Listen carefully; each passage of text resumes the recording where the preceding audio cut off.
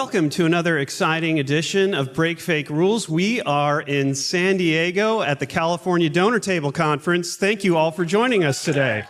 This is exciting. Oh my goodness. And, you know, I said a year and a half ago that when you were on the show, Ludovic, that we would have you back. And I hadn't imagined that it would be here in the lights and the glitz and the glamour of San Diego, California, but we're here. Exactly. That's how San Diego rolls. Is that right?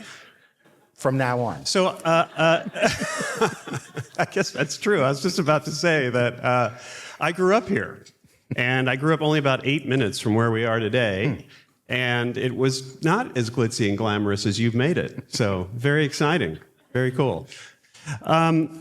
You know, we are in an interesting time right now, and as we tape this, we have seen just in the last 24 hours letters go out from Jim Jordan and his Committee on All Things MAGA, threatening several entities, Tides and OSI, with funding terrorism.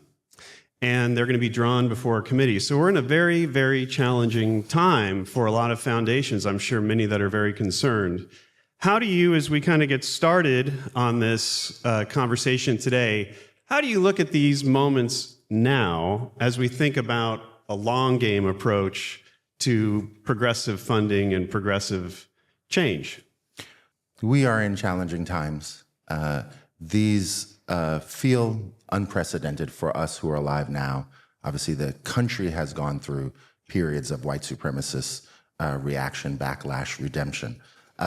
Foundations have always been relatively fearful of protecting their tax status. It's ironic that they had little to fear until now, and now's a time when we can see what real threats are for foundations that feel that it's new for them. They do need to reflect because many of their grantees have been under these threats for a long time, and we're asking foundations to act as if those threats were real. We saw some of foundations taking the reality seriously when people upped their giving in relation to George Floyd and other things that were happening during COVID. That was I think, empathetic response, or a sympathetic response, actually. Empathy for other people. And now foundations are acting in a self-protective response. Yeah. So now we can see what happens when they're really taking it seriously.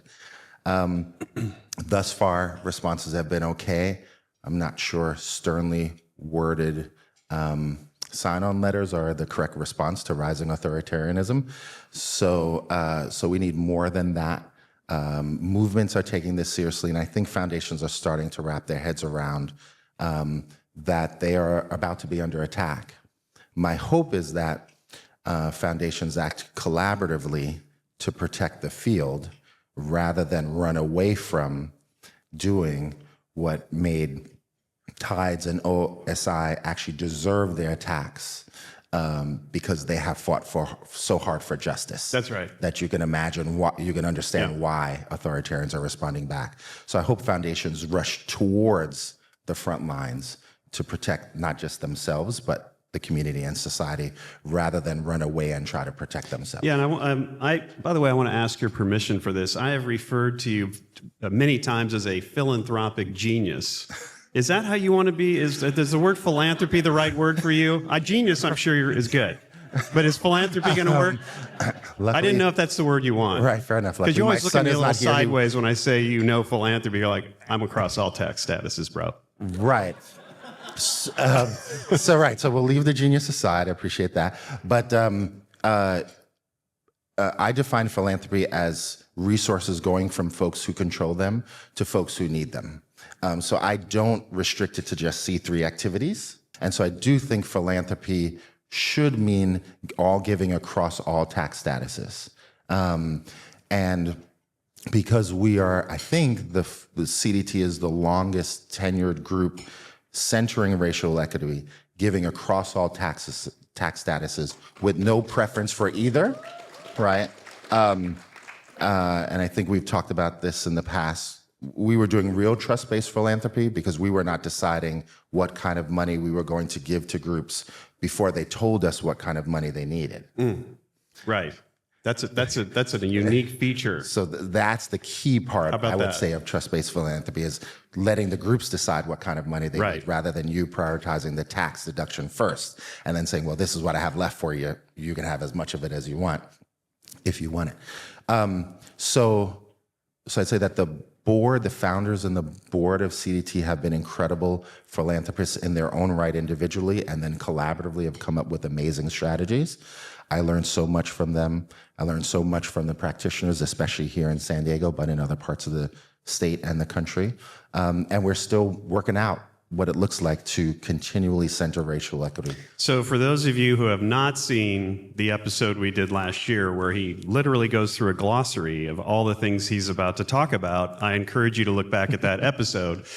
What is tax status? What does that mean? Working across it. I won't have you go through that today. But for a lot of people who are watching now, that these ways that you talk about engaging resources loaded with fake rules that you've broken, that the sector has really, in many ways, discouraged. You have leaned in as an organization. So I encourage people to watch the prior episode. But what I want to get to is where you were going, which is, or even back to my original question, and we'll use San Diego as the backdrop for what I'm about to ask, which is, we are in the midst of a crisis. I mean, literally threatening letters coming from a former wrestling coach, right? Coming at our folks.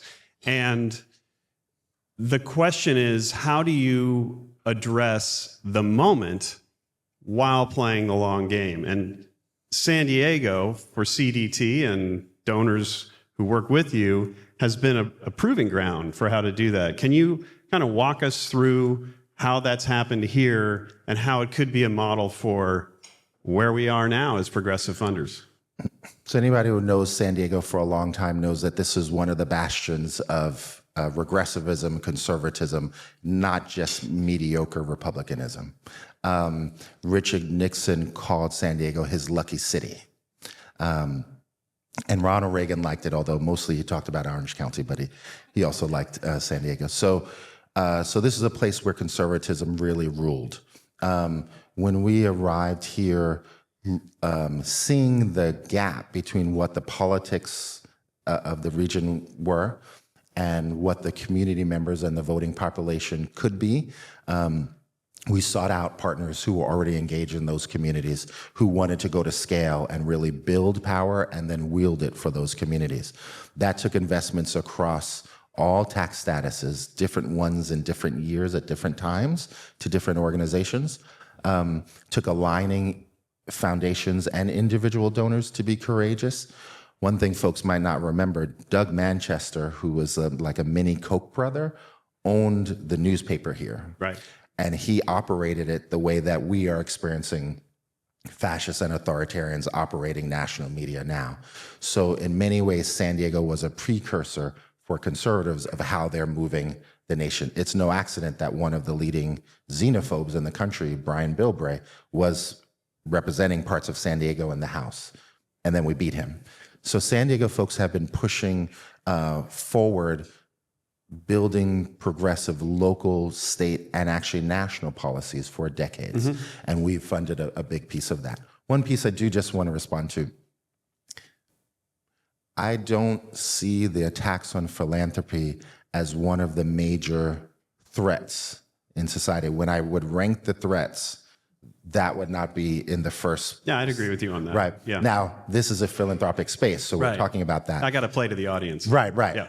And so I want to remind the audience that if you're saying that in your meetings, don't say that anymore in your meetings. Focus on the attacks on the grantees, because the worst that could happen to you is you're not going to have a job. Right.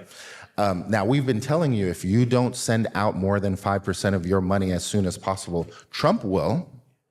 And it is closer to Trump appointing the trustees of your foundation than you running the foundation for the next couple of decades. So we are now at the point where you have allowed yourself to about to be relinquishing control.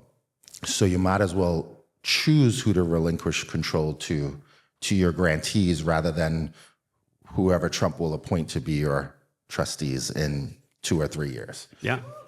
So that's the conversation. I want to make sure that when philanthropy is talking about the threats and they're talking about themselves, that they actually have the same courage that they say they're inspired by their grantees having. Thank you for tuning in to Break Fake Rules. Subscribe to the Stupski Foundation YouTube channel to watch videos of each episode and join the conversation with me on LinkedIn.